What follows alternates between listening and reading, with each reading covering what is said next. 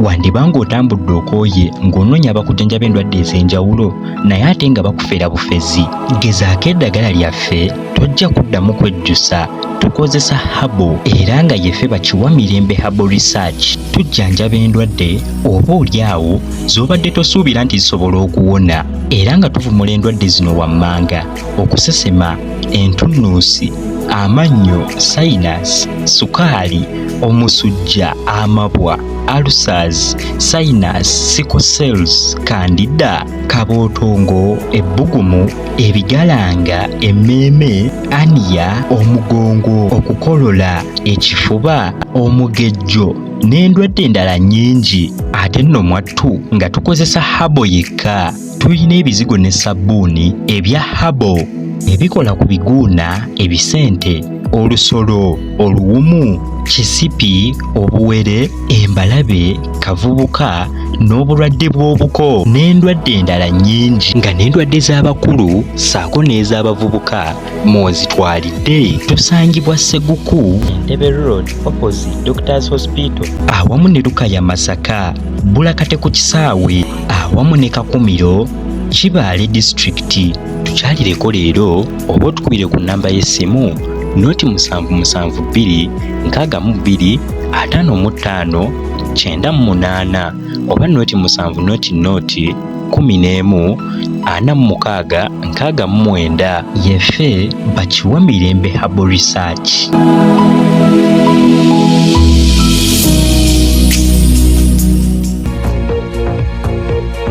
There is not a single African country that is in meaningful technology. Not a single African country produces a mobile phone. Yet there is not a single African country that is in meaningful technology. Not a single African country produces a mobile phone. Yet the single most important ingredient in mobile telephony is to be found in the Democratic Republic of Congo. Not a single African country produces a car other than assembling completely knocked down kits. There is no meaningful production of pharmaceutical products in Africa. And if there was any doubt, COVID exposed it. All African countries, the 55 of them, are waiting to either receive Sinovac from China, Sputnik from Russia, AstraZeneca, Johnson or Moderna. And we don't even know what they are because our bureaus of standardization don't know. If you ask the Ethiopian Bureau of Standards what they are asking us to be injected with, they do not know. They just believe it is a vaccine because the Americans have said so or because the Chinese have said so. It is because we are politically weak, we are economically weak, socially we are disorganized, culturally and spiritually we are confused. Africa remains the only continent which is described as Anglophone. In Kenya or Uganda, there are possibly only 20% speak the English language. We are Anglophone. In former French colonies, they are Francophone. In former Portuguese colonies, they are Lusophone. In some Arab countries, they are Arabophone. That is who we are. That is the reality of our mother continent.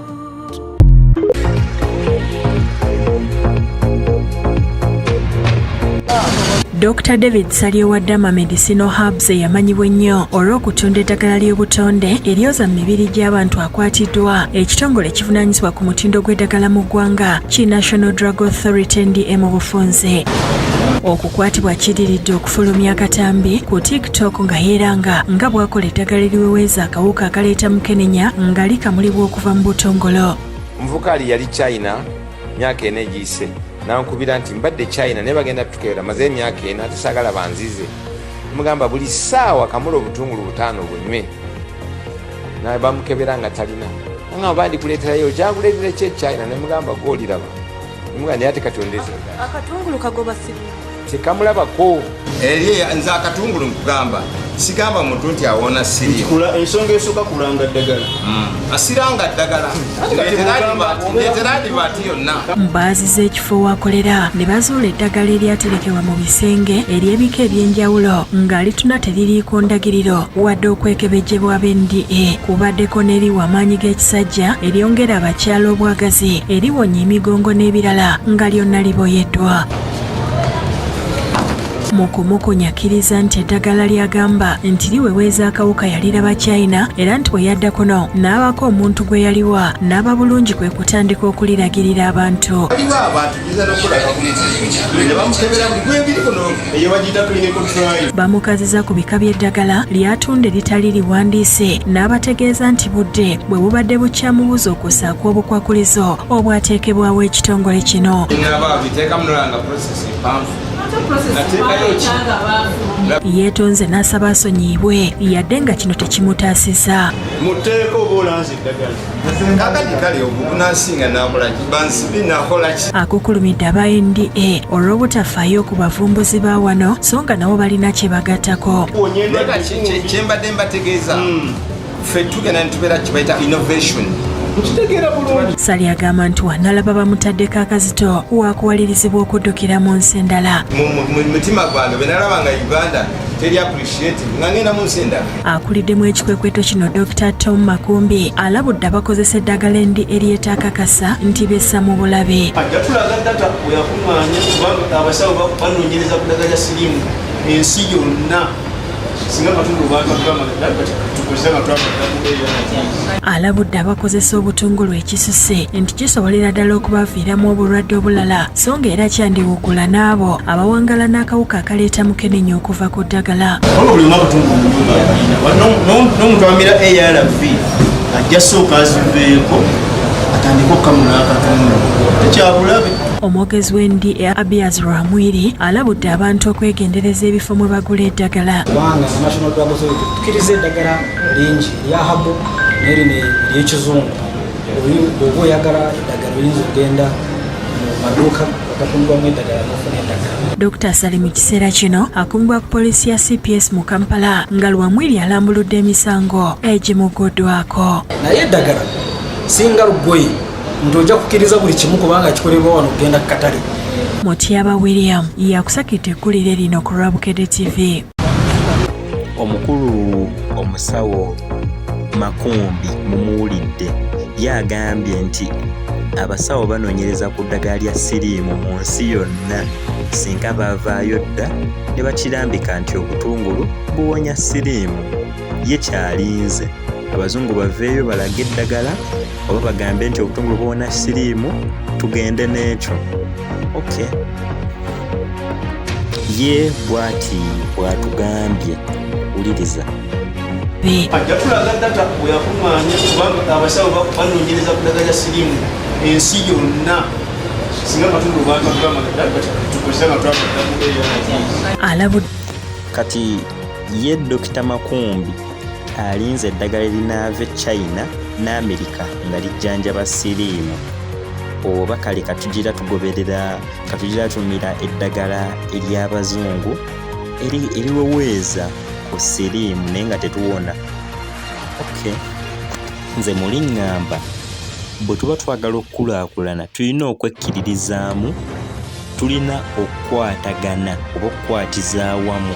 Nti bwe mba nkoze research wange ne nvayo ne ŋŋamba ne njugira ku research wange ne ŋŋamba nti nkoze okunoonyereza ne nvaayo na kino, bwe mba mukibuusabuusa mukitwale mu laboratory mukyekkaanye ekyo ky'okujja ne muntunuzaamu olunwe naye ate nga ndi munnansi munnammwe kyenkola nga kiyamba nsi yange. Nze kyensobola okubagamba nti teri nsi ekulaakulana oba teri nsi ekulaakulanye nga te-invetinga. Bwe muba temusobodde kugunjaawo nga n'abagezezaako okugunjaawo temubaganyizza, ensi yaffe ejja kusigala bw'etyo nga bw'eri. Ate nga ne bye twesiga okutugunjizaawo bye tunaakozesa nga nabo tebaagala tukulaakulane oba tebatwagaliza kukulaakulana, batwagaliza ki? Wuliriza. Muammar al-Gaddafi. The year is 2011.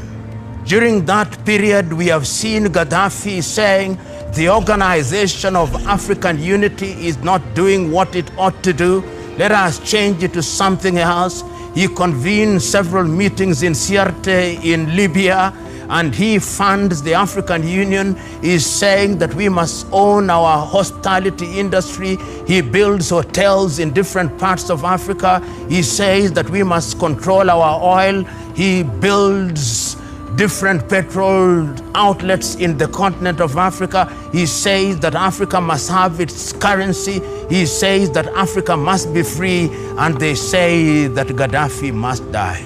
Recently, the president of Uganda, Yoweri Kaguta Museveni, narrated to the world why and when African leaders were prepared to fly to Libya to mediate, they were stopped by NATO and they were not allowed to go to Tripoli in Libya because NATO had taken the decision that Gaddafi must die. And Gaddafi died, and when Gaddafi died, we now know the state of Libya. We have different governments in Libya, and Libya is not the same again. The resources of Libya are being exploited. The resources of Libya are not being used for the benefit of the Libyan peoples, begging the question, why is assassination used to undermine Africa? Now, when this problem of Libya started, the African Union, with our chairman, who is here now, this gentleman here, they formed a committee of a few of us. I think we were 6. I was one of them. The whole of the African Union gave that committee a mandate to look for a solution for the Libyan problem. Now, on one occasion, I didn't go that time. These excellencies, this one here, Jacob Zuma, and the others, I was not there, but my minister was among them. They entered a plane in Nouakchott, in his place. They were going to Libya to mediate. And they were told by NATO to go back. Yes. Said, you go back. Yes, he's here. If I'm telling lies,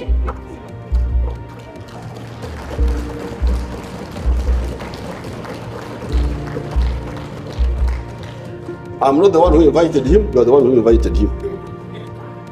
African presidents on an African mission over African soil were ordered by NATO to go back. That NATO has not allowed them to land in Libya. Now, we call this in Swahili, dharau, contempt. This is contempt. So now you can weigh yourselves now. Your presidents were ordered by NATO. 6 of them, not one. If it was only 7, maybe you could say.